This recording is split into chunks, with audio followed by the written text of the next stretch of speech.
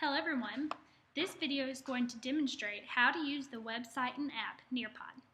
Nearpod is a great tool that allows teachers and students to interact during lessons. You can create your own lesson that fits your content or search for lessons that have already been made. While some lessons cost money, there are a lot of great free lessons as well. The first thing that you will need to do to get started with Nearpod is to create a free account. There are a few ways that you can do this. You can manually enter your information in or sign up with a pre-existing email address if you already have one through Google or Microsoft by clicking one of these buttons. Once you have created your account, you are ready to begin. I already have an account, so I'm going to click the Sign In button to connect with my Gmail. After you have logged in, you will see a list of options that you can choose from. Let's focus on the Explore page first. This is where you can look for a Nearpod lesson that has already been created by someone. You can see it shows popular lessons within different categories. The search bar at the top helps you find a lesson on a specific topic. For example, I'm going to look for a lesson on multiplication.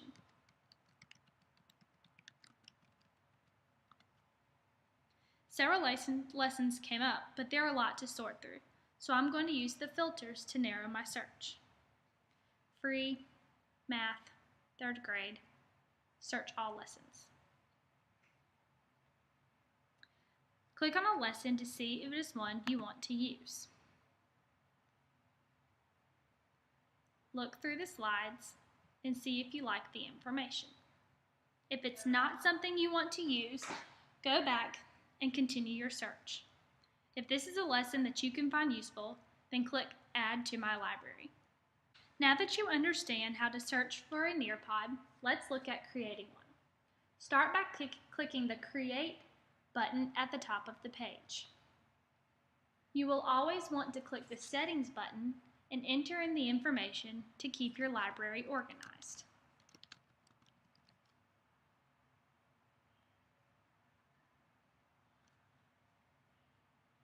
When you click Add Slide, it gives you 3 options. Add content, add web content, and add activity. Add content lets you choose the type of content you want to add to the slide, like a video, a PDF, etc. I will add a slide to show what that is like. Enter in your information and click Save. You can see it has been added. The Add Web content is not accessible through a free Nearpod account. You may use this if you upgrade to a paid account. Add Activity allows you to insert an activity which allows the lesson to be interactive. The Open-Ended question lets you ask a question where the students have to type and submit their answer. The Poll is a quick multiple choice question. The Quiz allows for several multiple choice questions to be asked. Draw It lets the students draw their answer and submit it to you. Fill in the Blanks is a question where students have to fill in the missing answers. And lastly, Memory Test is a feature that comes with a paid Nearpod account.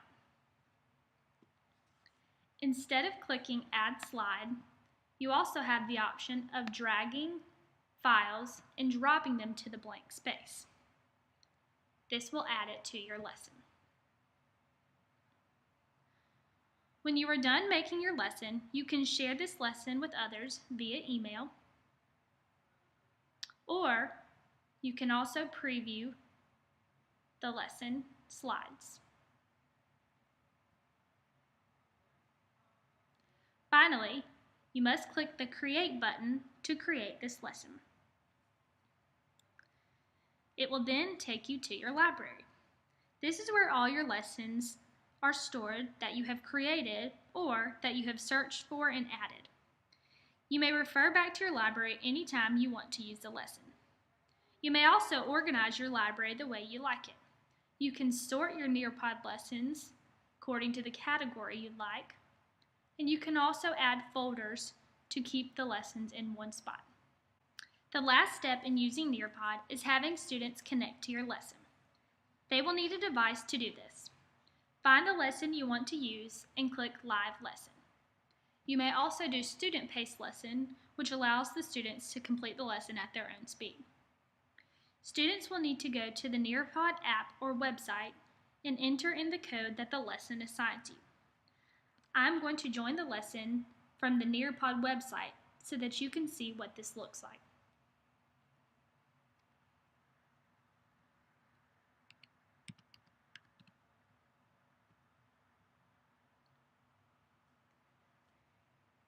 Students will be required to enter their name and hit send. Then the lesson that you have assigned will come up. On your account, you will see the students' names that have entered into your lesson.